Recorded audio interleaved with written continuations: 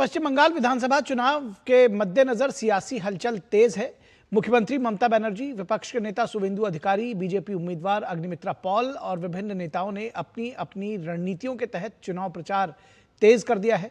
इस चुनावी मुकाबले में किसकी है बढ़त और किसका है किस पर क्या आरोप, ममता बनर्जी ने जहां बीजेपी पर तीखा हमला बोला, वहीं बीजेपी के नेताओं ने बंगाल में बदलाव लाने का दावा किया है। उन्होंने कहा है कि बंगाल में अब बदलाव आएगा।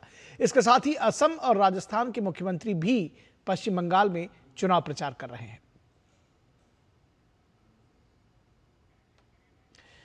तो पश्चिम बंगाल की सियासत इस वक्त गर्म है, आरोप प्रत्यारोप तेज है। जैसा कि हमने आपको बताया कि ममता बनर्जी लगातार चुनाव आयोग और बीजेपी दोनों के बीच में मिली भगत होने का आरोप लगा रही हैं और साथ ही साथ वो कह रही हैं कि इस बार फिर से तीसरे टर्म के लिए उनको जनता चुनकर भेजेगी। वही बीजेपी कह रही है कि इस बार बदलाव की लहर चल रही है और ममता बनर्जी का जो टेन्योर है वो अब खत्म हो चुका है। पश्चिम बंगाल की जनता उनको पहचान चुकी है और इस बार बीजेपी पूर्ण बहुमत के साथ वहां सरकार बनाएगी।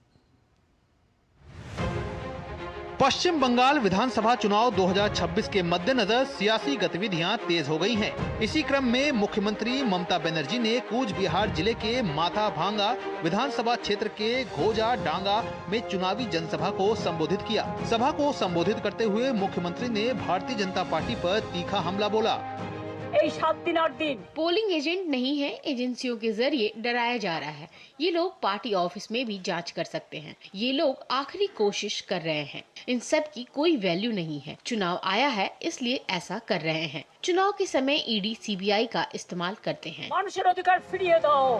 पश्चिम बंगाल विधानसभा के विपक्ष के नेता शुवेंदु अधिकारी ने शुक्रवार को तृणमूल कांग्रेस पर गंभीर आरोप लगाया। उन्होंने कहा कि तृणमूल कांग्रेस अपने कार्यकर्ताओं को फर्जी प्रेस पहचान पत्र जारी कर रही है ताकि वे मतदान केंद्रों तक पहुंच सकें और चुनावी प्रक्रिया में धांधली कर सकें। पश्चिम बंगाल विधानसभा चुनावों को लेकर भाजपा उम्मीदवार अग्निमित्रा पॉल ने कहा कि भाजपा पश्चिम बंगाल में 200 सीटों के साथ सरकार बनाएगी और बंगाल में बदलाव की लहर साफ दिखाई दे रही है। वहीं अग्निमित्रा पॉल ने फर्जी प्रेस पहचान पत्र को एक गंभीर मुद्दा बताया है।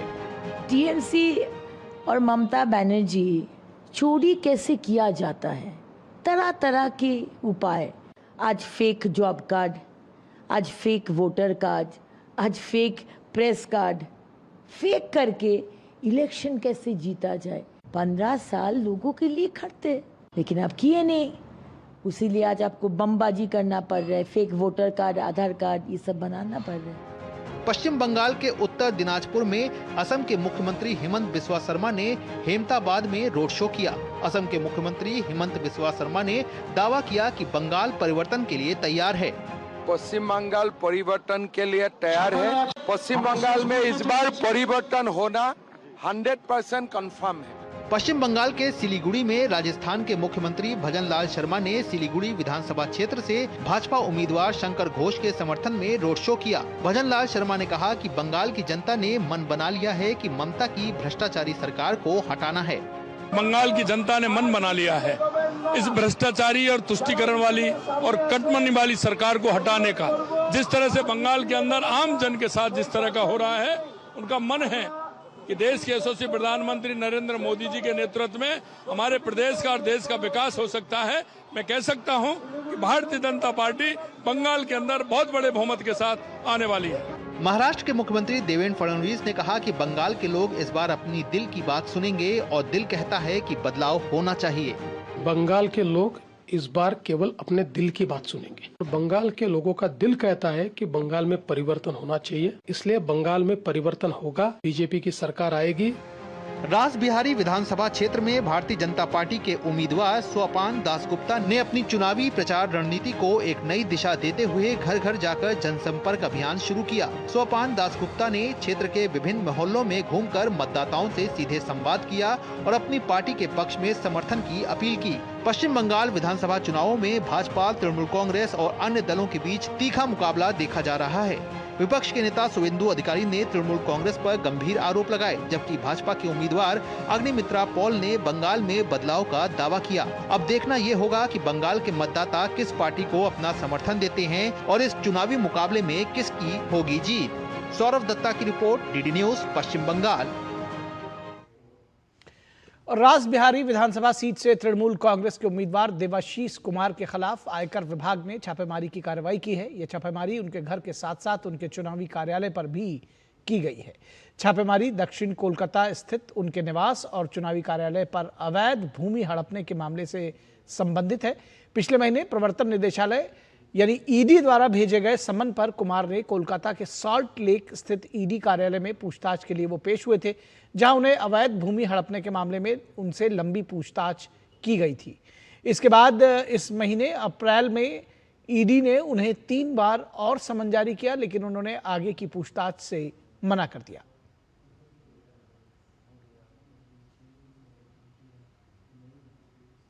और पश्चिम बंगाल में जहां चुनाव प्रचार जोर शोर से जारी है, इसके साथ ही आरोप प्रत्यारोप का दौर भी तेज है। तो अब बात धमकी तक आ पहुंची है। वोटर्स को डराया जा रहा है, धमकाया जा रहा है, वो भी खुलेआम, जिसका एक वीडियो भी सामने आया है। दरअसल चुनाव प्रचार के दौरान टीएमसी नेता अफवाह फैलाकर वोटर्स को डराते हुए नजर आए। हालांकि इस वीडियो की पुष्टि जो है वो डीडी न्यूज़ नहीं करता है और इस वीडियो में देखा जा सकता है कि जो लोग हैं टीएमसी के, वो धमका रहे हैं कि ऐप से वोटिंग पर नज़र है और वोट किसे दिया है इसका पता चल जाएगा। बंगाल में चुनाव कैसे होता है इसका सबूत एक के बाद एक वायरल हो रहे ये वीडियोस दे रहे हैं। हालांकि इस वीडियोस की पुष्टि डीडी न्यूज़ नहीं करता है। कोलकाता के पास स्थित विधाननगर, मटिया ब्रुज से लेकर दक्षिण 24 परगना के कुलतली, इन तीनों जगहों पर ऐसे वीडियोस सामने आए हैं जिनमें मतदाताओं को डराया धमकाया जा रहा है कि ईवीएम में बटन दबाकर यह पता लगाया जा सकता है कि उन्होंने किसे वोट दिया है। विजयनगर की घटना में तृणमूल पार्षद के पति निर्मल दत्ता को गिरफ्तार किया गया है। मटिया ब्रुज और कुलतली की घटनाओं में आरोपी अभी भी फरार हैं। फिलहाल कार्रवाई करते हुए एक टीएमसी नेता को गिरफ्तार कर लिया गया। ये कार्रवाई चुनाव आयोग की तरफ से की गई है। মনে রাখবেন, সব ধরা পড়ে যাবেন। ওখানে সিসিটিভি ক্যামেরা থাকবে, ভালো করে যারা যাবেন দেখে নেবেন, সিসিটিভি ক্যামেরা থাকবে। আর আমাদের এজেন্ট থাকবে আব্দুল্লাহ বাবু। সিসিটিভি ক্যামেরাটা কিন্তু বেঈমানি করবে না। আপনি জোড়া ফুলে ভোট মার থেকে পদ্ম ফুলে মারবেন। আপনি বেঈমানি করলে আমাদের যিনি থাকবেন তিনি কিন্তু ধরে নেবেন। আর সত্যি কথা, এখান থেকে এ বুথের কে এসইউসি করে, কে সিপিএম করে, কে বিজেপি করে, কে কি করে, এ বুথের কর্মীরা দেখেনি। যার যার ঘর প্রাপ্য সবাইকে ঘর করে দিয়েছে। আগামী দিন এ বুথের একটা ভোট যাতে বিজেপি না পায়, এসইউসি সিপিএম না পায়, তার জন্য আপনারা দায়িত্ব নিয়ে জোড়াফুল চিহ্নের প্রার্থীকে গণেশ চন্দ্র মন্ডলকে বিপুল ভোটে জয়যুক্ত করবেন, এই আশা ভরসা রেখে। तो वोटर्स को खुलेआम डराने धमकाने की वीडियोस सामने आ रहे हैं पश्चिम बंगाल में और चुनाव आयोग इस पर कार्रवाई कर रहा है। और पश्चिम बंगाल में चुनावी तापमान अपने पूरे शबाब पर है। भारतीय जनता पार्टी पूरे दमखम के साथ इस बार चुनावी मैदान में ममता दीदी को कड़ी टक्कर दे रहा है। हमारे संवाददाता कुमार आलोक ने हुगली जिले के पुरसूरा विधानसभा क्षेत्र से बीजेपी उम्मीदवार के रोड शो का जायजा लिया और बीजेपी उम्मीदवार विमान घोष से विशेष बातचीत भी की। आज का जो बाइक रैली है, जो इलेक्शन आने वाला है, तो ये रैली बोल रहे हैं पुरसूरा असेंबली का। पुरसूरा असेंबली में क्या होने जा रहा है? आज कुछ दिन बाद इलेक्शन है, इलेक्शन के पहले ये भाजपा का शक्ति प्रदर्शन है इस असेंबली।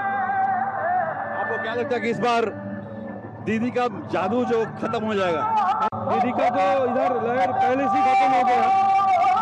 21 में हम 28,000 वोट से जीते थे, इस बार 50,000 होगा, 50,000 होगा इस बार। आपको क्या लगता है कि भारतीय जनता पार्टी ने कौन सा ऐसा काम किया है जिसे लगता है कि आप लोग सत्ता में आ जाएंगे यहाँ पर बंगाल में? इस बार हम लोग सत्ता में आ रहे हैं। तो पूरा बंगाल में सोनार बंगला बनाएंगे मोदी जी, और बंगाल का जो आम नागरिक है वो वोट देने के लिए तैयार है, भाजपा को वोट देने के लिए। आप 4 तारीख देख लीजिएगा क्या होने जा रहा है, 4 तारीख देख लीजिएगा। कितना डिफरेंस होगा, आप कितना वोट से जीतेंगे? 50,000 वोट से जीतेंगे ये असेंबली, 50,000। तो ये थे उम्मीदवार विमान घोष साहब जो कह रहे हैं कि 50,000 वोट से जीतेंगे।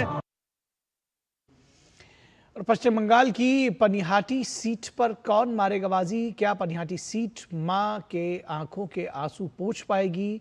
बड़ा सवाल यह है। और राज्य की 294 सीटों में से पनिहाटी पर विशेष नजर है लोगों की।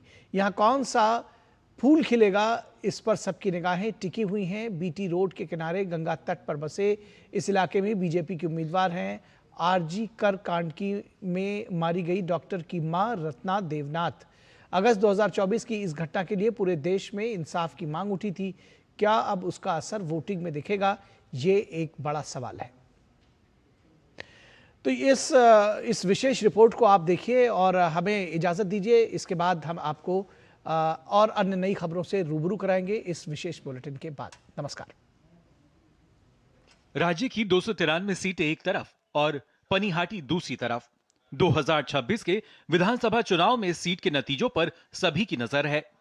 यहां एक मां अपनी बेटी के हत्यारों को सजा दिलाने के लिए बीजेपी के टिकट पर चुनाव लड़ रही है। 8 अगस्त 2024 की रात आरजी कर मेडिकल कॉलेज में ड्यूटी के दौरान पनिहाटी की रहने वाली 31 वर्षीय डॉक्टर के साथ दुष्कर्म के बाद हत्या कर दी गई थी। मां का आरोप है कि सबूत मिटाने के लिए उनकी बेटी का अंतिम संस्कार जल्दबाजी में कराया गया था, जिसमें पनिहाटी के तृणमूल विधायक निर्मल घोष की भूमिका रही। मैं न्याय के रास्ते पर हूँ। मैं अन्याय के खिलाफ लड़ रही हूँ। मैं अपनी बेटी के सपनों को पूरा करने की लड़ाई लड़ रही हूँ। मेरी बेटी आम लोगों के लिए माफियाओं के खिलाफ लड़ने गई थी।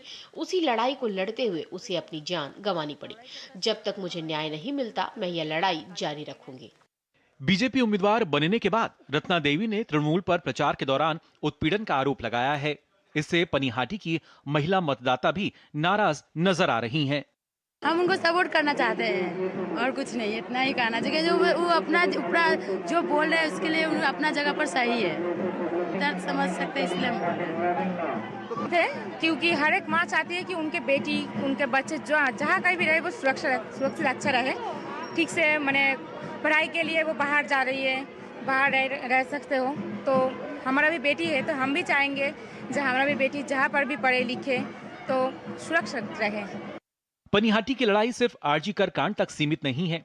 यहाँ जलाशयों को भरना, हरियाली खत्म करना, अवैध निर्माण, वसूली और सिंडिकेट राज जैसे मुद्दे भी तृणमूल के लिए बड़ी चुनौती बने हुए हैं।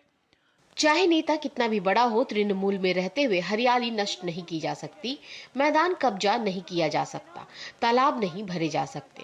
पानीहाटी में एक मैदान पर प्रमोटिंग की कोशिश हो रही थी। खबर मिलते ही मैंने उसे रुकवा दिया।